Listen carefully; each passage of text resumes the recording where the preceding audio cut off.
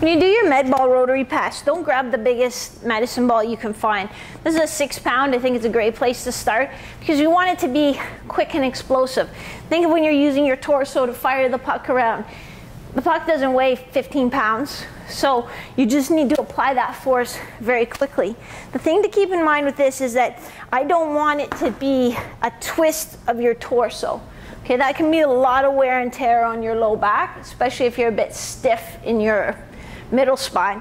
So what I want is to get the idea of shifting your weight from the back foot, finishing on the front foot, bringing your hips and shoulders around together. So you're using all that power from your legs, your hips, and you're driving it right through your torso.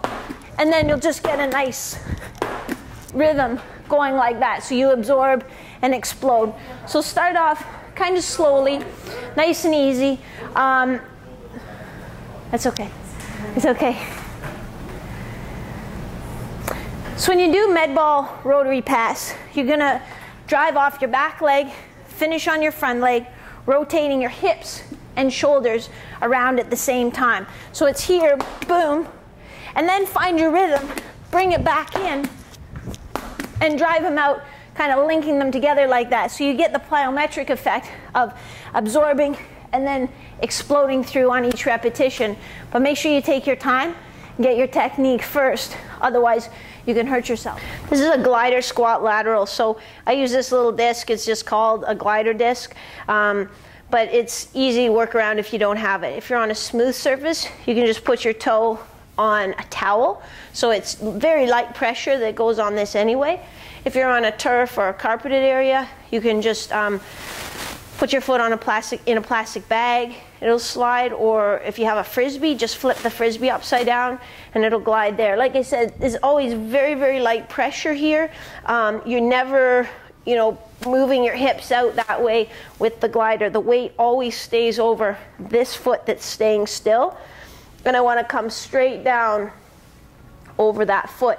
So I can hold the weights here in my shoulder. If your shoulders are getting too tired, you can also hold them here. This leg is straight, my hips are sitting back, my shoulder, my hip, my knee, and my ankle are all in a straight line here. From the side, this is what it looks like. Sitting back with my hips, maintaining my nice neutral spine. This is your four-way hip, so staying tall in your torso, keeping your hips and shoulders level. You can come straight out to the side, keeping these toes pointing straight ahead. Don't let the toes turn outward. You'll do the required number of repetitions that way. Then you'll turn to face the pulley.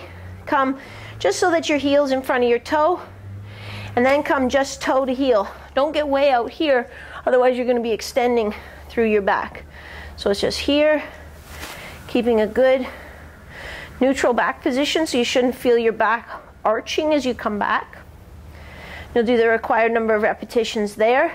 Then, sorry, I'm turning my back to you. Then you'll come this way, you'll get right out to the side, you'll bring your heel to your toe, come all the way back out to the side, bring your toe to your heel, keeping this knee straight and keeping the toes pointed straight ahead. Watch for this compensation, in particular when you're coming behind. Guys love to bend their knee and kind of rotate at their hip. I want it to be straight so that we're getting your adductors, your groins working.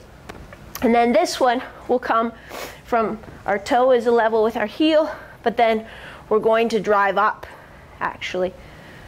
So here, staying tall in my torso, driving that knee up as high as I can get it without rounding my back. And that actually is going to make you use your glute on this side as well. So that's your four-way hip. We're going to do a Contra Dumbbell Row. Contra Dumbbell Row is one arm in the opposite leg, so I'm standing on my left leg, I'm rowing with my right arm. My hips have to stay flat. Most people want to turn their hips open that way.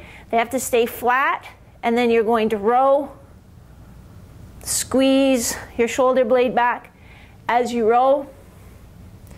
And you should feel that fatigue as you go in this hip, and then also trying to feel it working back here in sort of the mid-back. When you do the push-up to Superman, it helps if you put your feet a little wider, your hands a little narrower. So it's a push-up And then make sure you find your balance in that Superman position with the opposite arm and the opposite leg off the floor.